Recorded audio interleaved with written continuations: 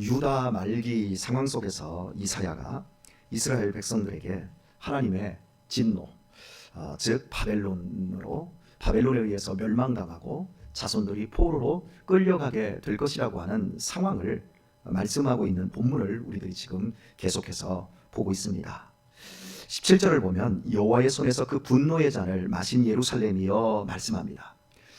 하나님의 손에 진노의 잔이 있는데 이스라엘 백성들은 이미 그것을 다 마셔서 비틀거리고 있는 그 상태, 하나님은 그들을 향하여 깰지어다 일어설지어다 라고 독려하고 있는 안타까운 상황을 17절이 말씀하고 있습니다. 하나님의 진노의 잔을 마시게 되어지면 전혀 힘을 쓰지 못하고 결국 자기 방어 체계가 무너져서 가진 것을 다 빼앗기고 실컷 두들겨 맞게 되어집니다. 그리고 이 잔은 시간이 지날수록 더욱더 독해집니다.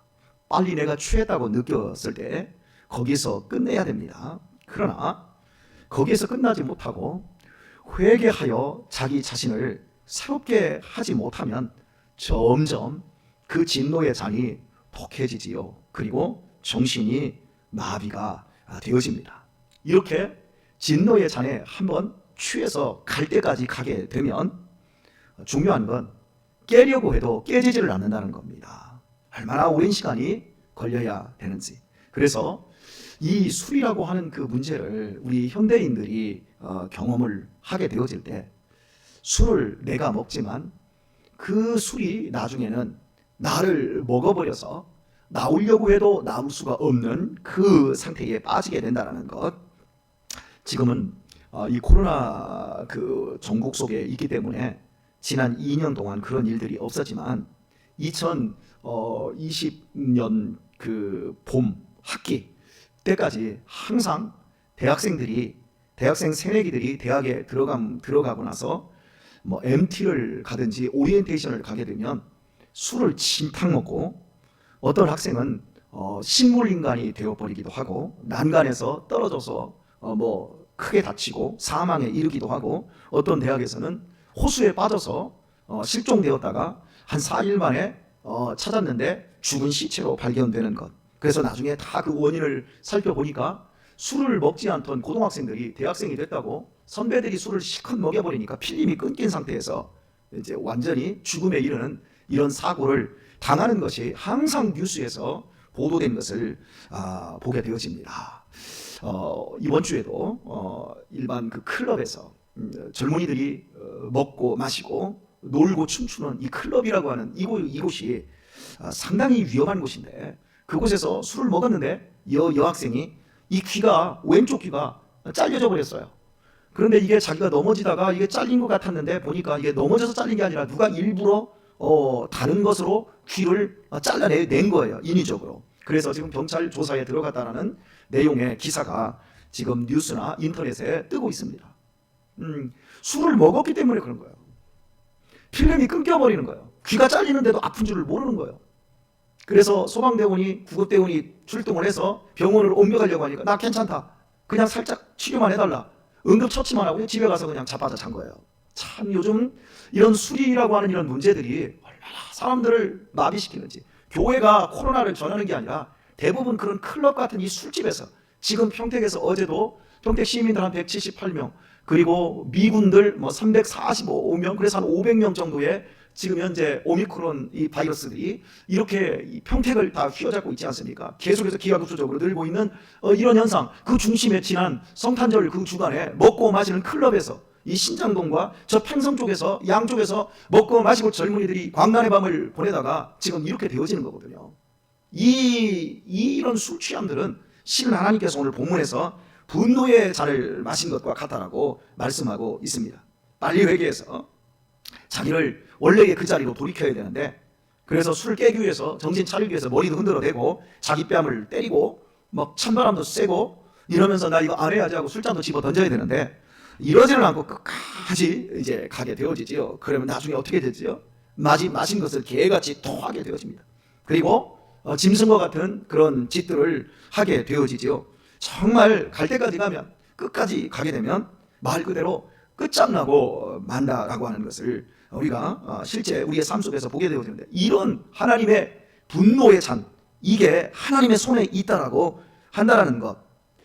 유다가 멸망하는 이유는 그만큼 하나님의 진노의 잔을 오래도록 마신 겁니다. 사랑하는 교우 여러분, 하나님의 손에는 진노의 잔이 있고요, 상의 잔이 있어요. 그래서 내 영혼을 소생시키신 하나님께서 원수의 목전에서 내게 상을 베푸시고 기름으로 내 머리에 바르시고 내 잔을 넘치게 하신다 그래요. 하나님께서 당신의 백성들에게 주고 싶은 것은 진노의 잔이 아니에요. 복의 잔이에요. 두 개의 잔을 딱 갖다 놨는데 유다 백성들은 이 진노의 잔을 자기들이 마시는 거예요. 오늘날도 믿음 생활하면서 하나님의 백성들이 이 두 개의 잔이 있어요. 그런데 이 두 개의 잔 중에 이 하나님의 진노의 잔을 마시려고 하는 사람들이 있어요. 이거 여러분 마실 필요가 없어요. 하나님이 이걸 우리에게 억지로 먹이시는 게 아니라 우리의 욕망과 잘못된 자세와 그리고 더러움들이 이 잔을 욕심을 내는 거예요. 왜? 이 잔이 더 좋아 보이거든요. 더 멋있어 보이고 더 괜찮아 보이거든요. 예전에 인디아나 존스라고 하는 영화가 있었잖아요.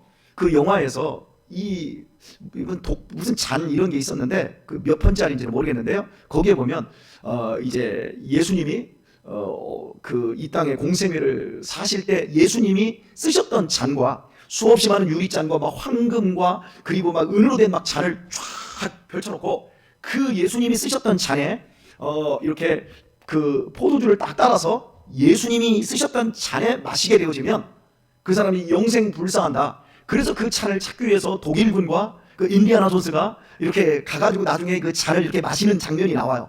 그런데 대부분의 사람들이 어떤 잔을 마시냐면 황금으로 되고 보석이 박힌 잔에다가 포도주를 딱, 이게 만왕의 왕 예수님이 쓰시던 것이었다. 딱 마십니다. 딱 마신과 동시에 모두 그 자리에서 다 하나의 먼지로 확 변해가는 이 인디아나 존스 영화를 여러분 보셨을 거예요. 그런데 나중에 그 주인공이 그 예수님이 쓰셨던 잔을 딱 들지 않습니까? 그 잔은 뭐였지요? 나무, 목기로 만든 잔이었어요. 왜? 예수님은 목수였기 때문에, 예수님은 가난한 분이셨기 때문에. 그래서 예수님께서 그 잔을 만들자 거기다 딱 따라서 마시는 그 장면이 나와요. 아주 성경적인 장면이에요.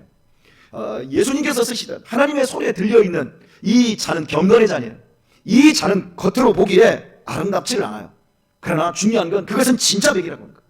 그런데 많은 사람들이 믿음 안에서 믿음의 눈이 떠지지 못하면 인디아나 존스처럼 헛된 분노의 잔을 마시게 되어지고, 그러면 그 인생 속에서 취해가지고 세상에 취해가지고 결국에는 빠져나오지 못한 채 끝장날 대로 가는 거죠. 비틀비틀합니다. 그러다가 나중에 저런 곳에 부딪혀서 깨지고 귀도 잘려나가고, 그리고 나중에 아침에 일어나고 보면 온 몸통이가 막 쑤시고 아프고 바지도 찢어져 있고, 이런 엉터리 같은 인생을 사는 거예요. 믿음의 삶을 사는 사람들이 하나님의 이 엉뚱한 이런 잔들을 마시다가 믿음 생활하면서 깨지고 부서지고 눈물 흘리고 이런 막 그 아픔 속에 막 떨어지고 이러는 거죠. 그래서 믿음의 사람들은 구별할 줄을 알아야 됩니다. 베드로 전서에 보게 되면 우리가 단장해야 된다. 그런데 그 단장이 뭐냐면 귀걸이나 옷이나 화장품이 아니라 의와 거룩으로 단장해야 된다 그래요. 여러분, 우리의 그 몸을 단장하고 치장하는 것의 그 출발이 뭐냐면 부끄러움이거든요. 이걸 가리기 위한 것에서부터 출발을 해요. 인류가 죄를 짓고 나서 제일 먼저 한 것이 자기가 벗은 줄을 알고 자기를 가린 거예요. 그게 단장이고 그게 화장이에요. 그러니까 진정한 단장이 뭐냐? 그리스도로 말미암아 하나님의 보좌 앞에 뻘거벗고 나가도 부끄럽지 않을 그 은혜를 회복한 것이기 때문에 우리가 진짜로 단장하고 화장하는 것은 우리의 마음이어야 되는데, 마음과 이 속은 그대로 병든 채 놔두는 거예요. 그리고 겉만 좋은 옷으로, 명품으로, 좋은 화장품으로 바샤하게 치장하고 그렇게 사는 거예요. 세상에 취해가지고. 그러면서 믿음 안에 들어와서도 하나님의 복의 잔을 마시면서 믿음 안에서 아름다운 인생들, 행복한 인생을 살아야 되는데 행복하지를 못한 사람들이 너무나 많다라고 하는 사실. 유다 백성들은 오랫동안 죄를 감추고 자기들이 분노의 잔을 마시고 있다는 그 사실을 인정을 하지 않았어요. 계속해서 선지자들을 통해서 당신들은 지금 이렇게 가면 안 됩니다. 당신들은 하나님께로 돌아와야 됩니다. 라고 말할 때, 야, 우리는 날마다 예배드리고 있고, 우리는 예루살렘 성전에서 이렇게 죄를 고백하고 날마다 행복하게 살고 있는데 우리가 우리 하나님을 떠난 적이 없는데 니네가 무슨 하나님을 떠났다고 이 선지자가 지금 정신 나가구나 하고 그 선지자의 멱살을 잡고 그 선지자를 밀치고 결국 그 선지자를 내쫓아버리고 선지자를 죽여버립니다. 그들은 하나님께로 돌아와야 된다는 의미를 몰랐어요. 왜? 계속해서 취하고 비틀거렸기 때문입니다. 그들은 잘난 척하고 그들은 깨끗한 척했지만 실제로는 무시무시한 죄의 봉이 퍼져가고 있었던 겁니다. 그래서 이 진노의 잔의 그 어떤 효력을 뒤에서 말씀을 하고 있는데요. 18절을 보면 네가 낳은 모든 아들 중에 너를 인도할 자가 없고 너의 양육한 모든 아들 중에 그 손으로 너를 이끌 자도 없더라 말씀하고 있어요. 내가 낳은 아들 모든 아들입니다. 내가 키운 양육한 모든 아들입니다. 그런데 그 아들들이 나를 부족해 주지 못하는 거예요. 이것은 우리가 나이가 먹고 내 자식들이 다 장성했을 때 그 자식들이 내 인생 내가 이제 다리가 힘이 빠지고 비틀거릴 때 이게 잡아줄 자녀들이 있어야 되는데 그 자녀들이 없어진다는 거예요. 하나도 없다는 거예요. 왜요? 바벨론에 의해서 결국 그 자식들이 모두 잡혀가게 되어지고 그리고 많은 자식들이 죽임을 당게 되니까 젊은이들이 하나도 없게 된다는 의미를 이야기를 하고 있는 거고 2차적으로는 말씀을 전하는 우리가 비틀거릴 때 우리가 분노의 잔을 마실 때 당신들 비틀거리면 안 됩니다. 당신들이 비틀거리고 있는 이유는 분노의 잔을 마시고 있기 때문입니다. 라고 경고하고 책망해 줄 선지자들이 없어지게 된다라고 하는 걸 본문이 말씀하고 있는 거예요. 하나님의 말씀의 경고를 하나님의 말씀을 싫어하게 되어지면 결국 말씀이 들리지도 않고 하나님은 말씀을 전하는 사람들을 모두 그 자리에서 없게 해줍니다. 그러면 나중에 붙잡아 줄 사람이 없는 거예요. 여러분 우리 어린 시절 우리 부모님들이 계셨잖아요. 제가 우리 애들한테 요즘 한 가지를 더 가르치고 있어요. 그게 뭐냐면 우리 애들을 내가 이제 혼을 냅니다. 그리고 아주 나쁜 짓을 했을 때 손바닥 탁 때립니다. 한대. 그때 제가 꼭 시키는 게 하나가 있어요. 딱 해놓고서나 고맙습니다 해. 그러면 맞아놓고 기분이 나쁜데 고맙습니다 이게 나옵니까? 자, 고맙습니다 해야 돼. 아버지가 나이가 먹고 보니까 어린 시절에 나한테 너 이러면 안 된다 이놈아 그러면서 매를 들었던 어머니의 책망이 그렇게 그리워지더라. 내가 철들고 보니까 나한테 이래라 저래라 너 그렇게 하면 안 돼 그러면서 나한테 시비 쪼로 나한테 뭐라고 하고 나를 책망했던 그것이 어린 시절에는 그렇게 싫었는데 나중에 크고 보니까 그것은 사랑의 음성이더라. 그래서 내가 깨달은 바 너희들도 나중에 너희들을 책망해주는 사람이 없어서 너희들이 잘못된 길에 있을 때 아버지가 많이 생각날 거야. 그때를 생각하고 미리 지금부터 대답을 해. 그리고 절대 앞으로 아버지 고맙습니다 그거 안 할 수 있도록 한번 그렇게 살아보자. 제가 그거 이제 딱 혼내놓고 고맙습니다 하고 제가 이렇게 우리 아들들에게 이야기를 합니다. 잔소리가 싫은 거예요. 잔소리가 싫으니까 하나님의 말씀을 잔소리로 들으니까 이스라엘 백성들이 선지자들을 다 죽인 거예요. 그러니까 결국 그들의 인생 속에서 가장 위기의 순간 비틀거릴 때 그들을 잡아줄 사람이 없는 거예요. 어제 저녁에 우리 아들들과 용건이까지 해가지고 밤에 날이 굉장히 추운데요. 정말 이 밤에 요즘 추울 때 모자 뒤집어 쓰고 막 밖에 나가면요 알싸한 그 찬 공기가 쫙 오면 얼마나 좋은지 모릅니다. 그러고서 밤에 이제 서정리까지 이렇게 돌아서 한번 싹 집에 딱 들어가면요 집에 들어가면 막 발이랑 꽁꽁 얼어요. 그러면 따뜻한 물에다가 쫙 씻고 발 탁 씻고 나면 몸이 막 쾌하고 쫙 풀려요. 얼마나 좋은지 몰라요? 그런데 우리 애들은 집에 있을 때도 워낙 개구진 애들이지만 밖에 나가면 아주 막 그래요. 막 뛰어요. 근데 지금 눈이 와서 이렇게 다 얼어붙었잖아요. 그러니까 애들한테 야 뛰지 마라. 뛰면 넘어진다. 야 천천하게 가자. 깜깜한데 앞도 보이지 않는데 그렇게 뛰면 되겠냐? 그런데 우리 유민이는 밖에만 나가면 얘가 무슨 개들이 눈이 오면 막 굉장히 좋아서 파닥파닥 뛰잖아요. 그런 것처럼 우리 유민이는 막 좋아가지고 막 갈치자로 막 이렇게 지가 춤을 추며 걸어요. 그래서 제가 너 아버지가 장담하는데 최소한 3번 넘어진다. 넘어지지 마라. 그렇게 하지 마라. 그런데 와장창 한번 미끄러져가지고 바닥 넘어졌어요. 그리고 또 그래요. 계속해서 그래서 내가 그랬습니다. 너 집에 가면 아버지한테 고맙습니다 한번 하게 생겼다. 그렇게 딱 얘기했더니 더 이상 이제 갈치자로 막 이렇게 움직이질 않더라고요. 하나님의 말씀이 우리의 인생의 걸음걸음들 그리고 우리가 가야 될 그 방향 속에서 우리가 잘못되었을 때마다 하나님은 계속해서 말씀을 하셔요. 우리 성도님들이 이렇게 말씀을 하셔요. 목사님 설교가 나한테 한 설교예요. 이 말씀을 하세요. 그런데 꼭 나한테만 했다고 생각해요. 그리고 다른 사람이 아니야 모두에게 그렇게 들려. 아니요 나한테만 그런 거예요 목사님. 그리고 이제 앙심을 품어요. 나한테만. 여러분 어떻게 나한테만 합니까? 우리 모두에게 그리고 저에게도 하는 거지요. 그러니까 이렇게 나한테 주시는 말씀이야, 아멘, 그래, 내가 고쳐야지, 이것만큼은 어떻게 하나님이 아시고 이렇게 귀한 말씀을 내게 주셔서 여러분 설교, 좋은 설교를 들었다고, 좋은 설교를 깨달았다고 그것이 내 수준이라고 생각하면 안 됩니다. 좋은 설교로 깨달은 거하고 깨달은 걸 내 것으로 살고 고쳐낼 때 그것이 내 것이 되는 겁니다. 만약에 내 것으로 딱 들었다, 아 감사해, 아우 나 설교 듣는 실력, 어우 나 이 정도면 나 괜찮은 사람이야, 그러면서 그쪽으로만 나가게 되면 그 사람은 괴물이 되는 거예요.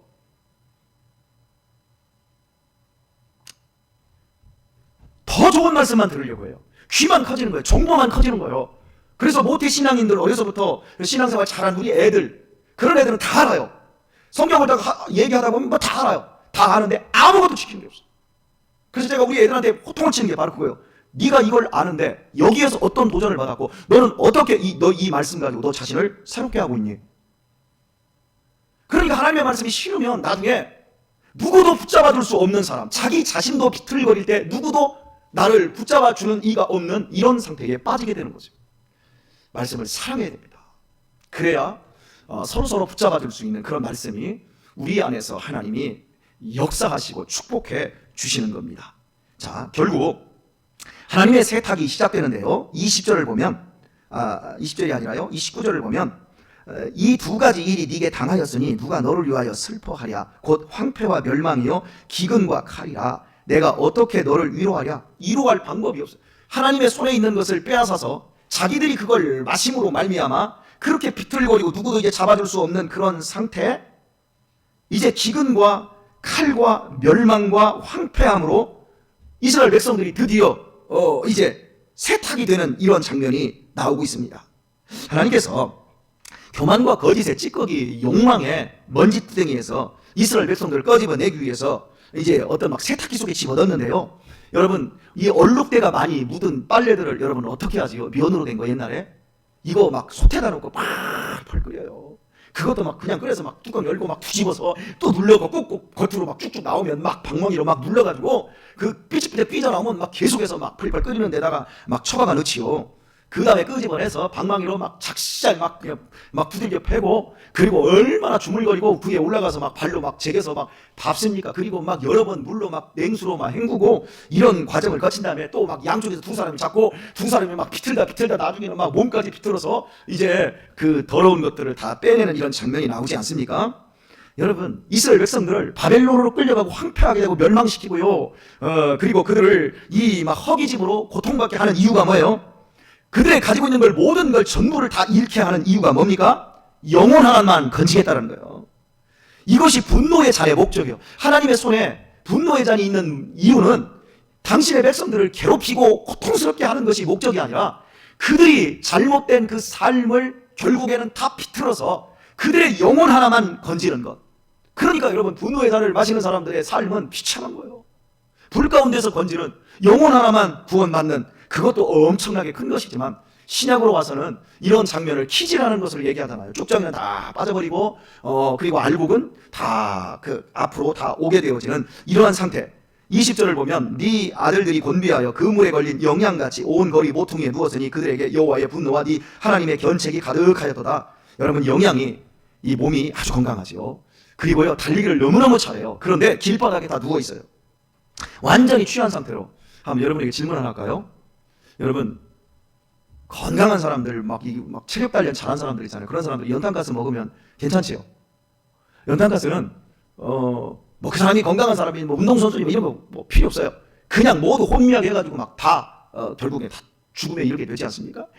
아무리 튼튼하고 지금 잘 나가는 영양 같은 사람이라 할지라도 진노의 잔을 마신 사람은 결국 다 비틀거리고 이런 것이 인생이라고 하는 겁니다. 지금 모든 인생은 죄 아래서 다 이렇게 지금 죽어가고 있는 겁니다. 그 사람들에게 여러분, 우리가 어떻게 해야 됩니까? 그들을 깨워야 되고 그런 영혼들을 우리가 붙잡아줘야죠. 오늘 말씀을 맺겠습니다. 여러분, 우리의 인생에서 우리가 많은 사람들을 만납니다. 우리의 사는 삶 속에서 좋은 직업도 갖고 좋은 직장에도 들어가고 돈도 많이 버는 것도 또 무슨 업적을 세우는 것도 굉장히 훌륭합니다. 그러나 최고로 훌륭하고 최고의 우리의 인생의 목적이 뭡니까? 예수 그리스도의 복음을 전하는 거예요. 하나님의 말씀으로 이 진노의 잔을 마신 사람들을 깨우고 그들에게 영원한 생명을 알려주는 거예요. 그거보다 보람된 일이 없고 그거보다 더 중요한 일이 없어요.